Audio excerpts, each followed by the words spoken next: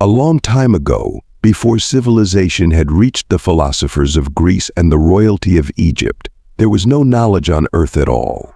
People lacked the knowledge to do things for themselves and relied heavily on the provision of Ananse, the creator, for food and shelter. This was a concern to Ananse because he had created man to be self-sustaining, so he sought ways to make man, his creation, to be self-sufficient. He said, "How I wish man would be able to plow their own fields and plan their own lives and not resort to less efficient methods which make their lives difficult." The creator thought long and hard.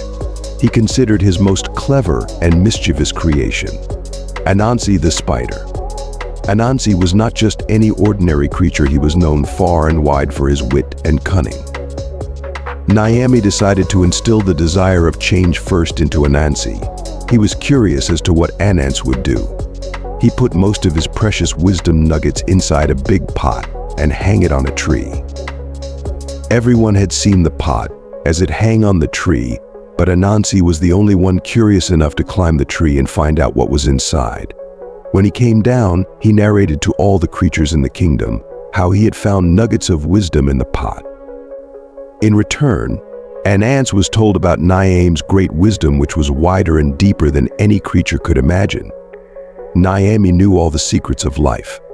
Ananse also wanted to know the secrets of life. He determined that as Ananse, the creator, had put a lot of nuggets in one pot, there would be several other pots scattered the world over. He put the task upon himself of collecting these pots of wisdom and putting it in one large pot that he could covet. He walked and walked until he had discovered several pots and had collected a lot of wisdom nuggets. But Ananse was greedy. He wanted every single piece of wisdom God possessed. He became obsessed and set off on a far journey to where Ananse was. Determined to uncover the secret of Ananse's wisdom, Ananse set off on a journey to the celestial palace high above the clouds. The palace shimmered with celestial light, and Ananse marveled at its beauty. Ananse knew that to gain Ananse's favor, he must first present a gift worthy of the sky god. He had gathered the ripest fruits from the forest and fashioned them into a beautiful basket.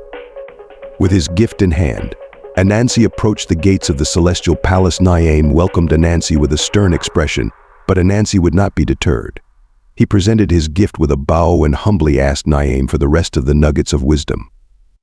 Ananse told Ananse that in order to get it, he had to retrieve a special pot of wisdom from the spirit of the river. Ananse accepted the challenge with a confident smile, knowing that his cunning would see him through.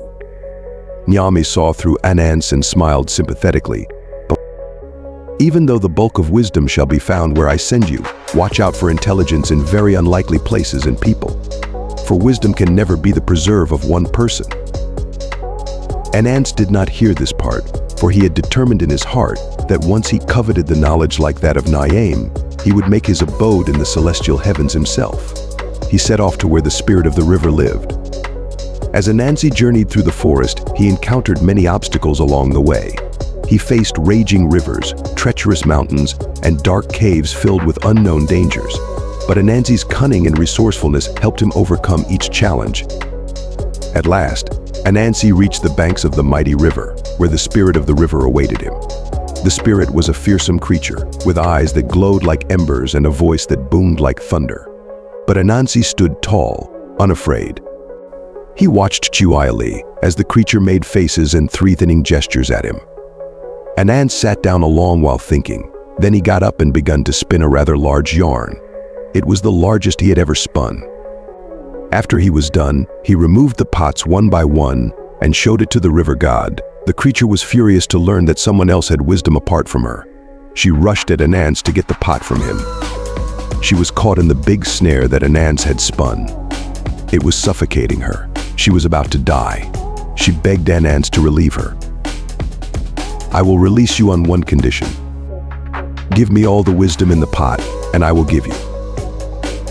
The creature promised to give to Ananse, but only if Ananse would share the wisdom for everyone to take advantage of it. Ananse laughed in his head. "Yeah, right." But for the sake of getting the wisdom, he agreed to the river goddess' request. The river goddess began to murmur some incantations. A pot emerged from deep within the river, gleaming with fire, dyed with gold. Ananse took the gold pot and happily returned to Nyam the creator. Nyam welcomed him with open arms. Impressed by Ananse's cunning and determination, he gave the pot to Ananse and asked him to use the content judiciously. Ananse went home and his first thought was how to keep the pot from any living creature. He guarded it fiercely, keeping it hidden away from prying eyes. He decided to hoist the pot of wisdom to the top of the tallest tree in the forest. He spun a sturdy thread, wrapped it securely around the pot, and tied the other end to his stomach. With great effort, he began to climb the tree, but the heavy pot kept bumping against his knees, making the climb arduous. Unbeknownst to Ananse, his young son had been observing from below. Seeing his father's struggle, the clever young spider spoke up, "Father, wouldn't it be easier if you tied the pot to your back instead?" Ananse, intrigued by the suggestion, decided to give it a try. To his surprise, tying the pot to his back made the climb much smoother and more manageable. In no time, Ananse reached the top of the tree. However, as he sat atop the branches, a feeling of humiliation washed over him. How could my own son outsmart me like this? His pride wounded. Consumed by anger and embarrassment, Ananse impulsively hurled the clay pot down from the tree. It crashed to the ground below, shattering into countless pieces. The once guarded wisdom spilled out, scattering across the floor.